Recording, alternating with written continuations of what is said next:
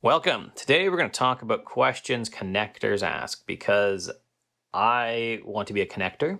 I don't want to be just a collector. And what's a collector? So a collector merely grabs research, data, whatever, just collects it. And that's the goal, is just to have it. They don't actually do anything with it. I don't want to be that. So clearly I'm on YouTube. I'm like, well, clearly I don't want to be that because I'm producing stuff right now. So before we get into that, a few ways you can support the channel though. Number one is become a patron, patreon.com/CurtisMcHale. If you can. If you can't, don't worry about it. Other ways to support Take My Courses, you can go to curtismchale.ca/Skillshare, become a Skillshare member, find my courses there. There's actually a direct link to my Zettelkasten course below. That's the one you're most likely interested in. And I have one coming up that I'm working on just digging into Obsidian, like how to use Obsidian specifically. We stream Friday 6 a.m. Pacific because I want to beat the heat, and that's it. And it's still even actually warm in here. And I ran my air conditioner all night, but I'm still actually warm. That's it. Let's dive into what questions you can ask or how you can become a connector instead of merely being a collector. Okay, so collector's fallacy.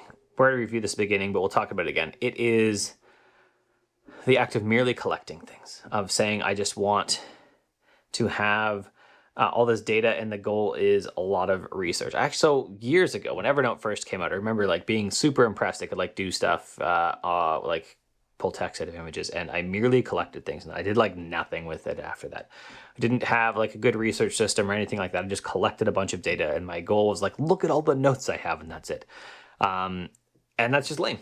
It's just lame. So that's not what we want to do.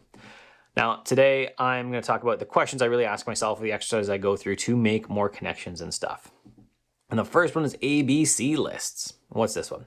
So this is, I'm going to call it ABC lists because I speak English, that's our alphabet, but is to write down on a piece of paper or in a template in your research system, A through Z. And then as you look at one topic, and as you look at that one topic, write down a word for each letter and connect them. Make the connections. That's it. That's really going to help you force your thinking on a topic. When you try to come up with something for X and you're like, I don't know, xylophone, how does xylophone fit into this?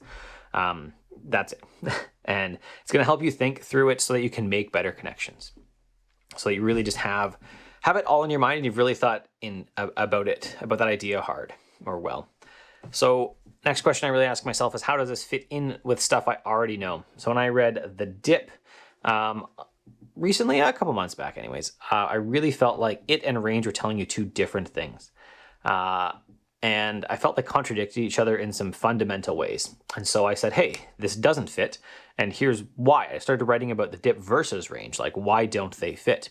And the video that came out of that is actually they do fit pretty well. That's what came out of it. The videos, they do fit pretty well. So the process of really digging into them and saying, here's how they contradict, let me realize that whereas the dip is about like the whole system where you're getting a little bit of success and it kind of dips and you're not getting as much. I'm even saying that on YouTube right now, right? My subscriber counts are not going up as fast as they once were.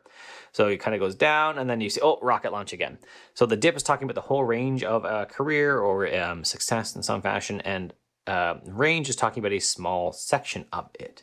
So range is talking about getting all your diverse experience. So probably what's happening in your dip area until you hit that, oh, now my success all has kind of come together. My various experiences have come together, and now I'm seeing a whole bunch of success. If I hadn't really tried to fit these two ideas together and see how they contradicted, I never would have come up with that insight.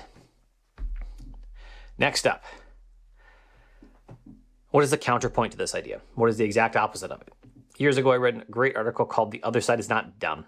And it just summarizes its main point right in the top. The other side, the people that disagree with you, are not dumb. They think about it differently.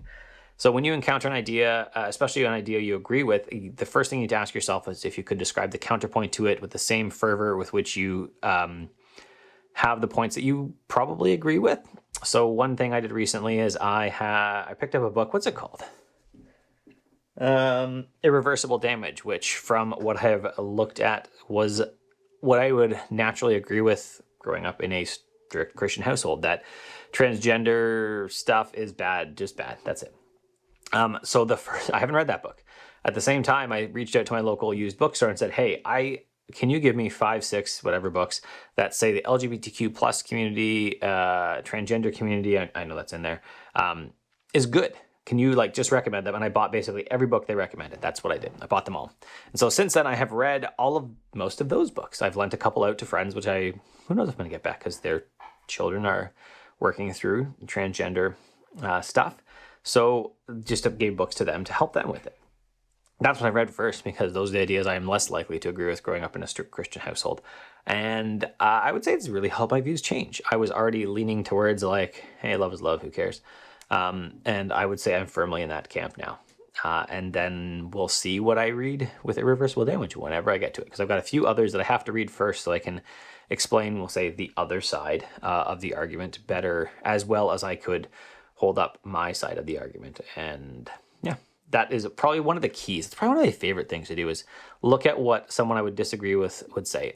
Something also we learned in the Data Detective, which we'll be recording a video on that in a few weeks. That is our book club book. If you join us in Discord, link below. Is that really asking someone to explain their idea, number one, it can help you learn something. And number two, also helps them say, hey, maybe I don't understand this as well. They cited some interesting studies that basically said, like, how to use a toilet. And people said, oh, I totally know how to use that. And when they were asked to explain it, they realized they probably didn't know. And yeah. And what it really does is it reduces polarization between parties. You end up with something as you discuss this better. Say, please explain that to me. Well, how would you do that? And start digging deeper and deeper into the idea. At some point, you'll either say, hey, you really do understand this, and now I have more knowledge. Or they'll say, I really don't understand this. And I suppose they could get defensive. But if they're a smart, reasonable person, which I hope that's who you hang out with, or who would engage in a discussion like that, they'll say, you know what, I don't understand this as good as I thought I would. And so I need to step back and think more about it. So my final question that I really like to do is, what am I going to do about it? So with this new knowledge, what am I going to change in my life? So I actually talk about this in, that's actually one of the key questions. And what's the book called again? How to read a book. What am I going to do about this with my new knowledge? I really like that one when I finish a book, like, what am I going to do with the knowledge in this book? And sometimes I look at it and say, nothing. The book was lame. But sometimes it's really good.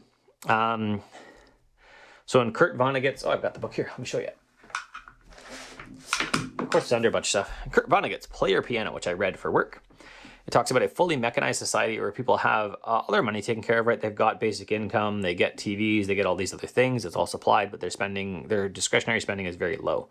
When you look at their overall, what they would make if they had to pay for these things, it would actually be a lot, but discretionary spending is low.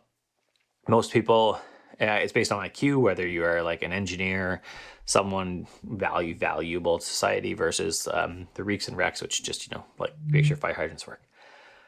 And at some point a machine comes along that does your job better, you're out. That's it. You're just out. So when you look at that, like, what am I going to do with this knowledge right here? That's an interesting thought. It also makes me think too, that GitHub just released Copilot, which in some ways will do that. It's like having a pair programming junior developer who has ADHD. I think a friend said who tried it. He didn't find it that useful, but it's also, if I participate in Copilot, I am basically for free giving GitHub more information with which to train its algorithm to charge me for a service later. It's something to think about. What am I going to do with the information there that people don't have meaning, right? So when I looked at, what's another book? Man's Search for Meaning by Viktor Frankl.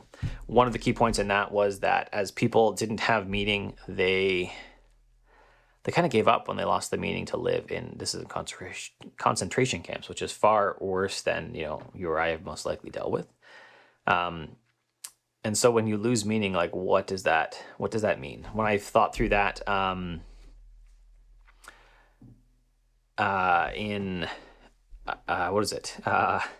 With the War on Normal People by Andrew Yang, which is a good book. He talked about that and showing that a lot of Central America, as in like this core of USA, lost meaning because they lost a lot of the jobs that were formerly theirs, and then they're looking for meaning. And so then when you think about that, I can see a clear line between like losing some of your meaning in the center of the U.S. because you don't have work, and then what's your purpose?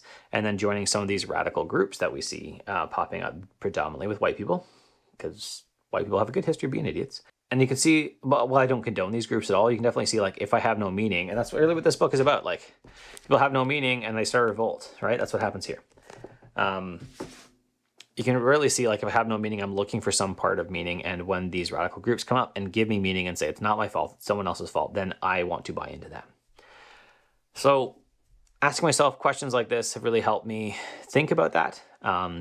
Like draw connections and saying I can see a straight path from lack of meaning to radical groups, to, again, anti-vaccination, anti-mask. Like, while there is no science to support it, it gives people meaning. And so maybe they're willing to overlook the science part of it, unfortunately. And I see a path towards this. And so then can I engage better in discussion like that? And clearly in some places we don't engage in discussion because it's just, and there's one guy who is local that I just see comes up to talk about it. I'm like, I literally do not want to talk to you about this because you're just going to yell at me if I don't agree with you. And that's not a discussion I want to engage in. But otherwise, like, how can I engage in good proactive discussion with people? And these are the questions I ask myself. That's it. If you like the video, thumbs up, subscribe, hit the bell. YouTube will let you know what happened. Honestly, turn off your notifications on YouTube because you don't really want them. You should be doing your work, reading, writing, something like that. Other ways to support the channel, join me streaming Fridays, 6 a.m. Pacific, where I'll answer questions. I'm going to show off iPadOS 15 after this. Other ways to support the channel are take one of my courses on Skillshare. There's a link to that below. Specifically, my Zettelkasten course is one you're most likely interested in, or my upcoming course on getting started with Obsidian. And that's really it. Have a good day. Try not to fall in today. Ciao.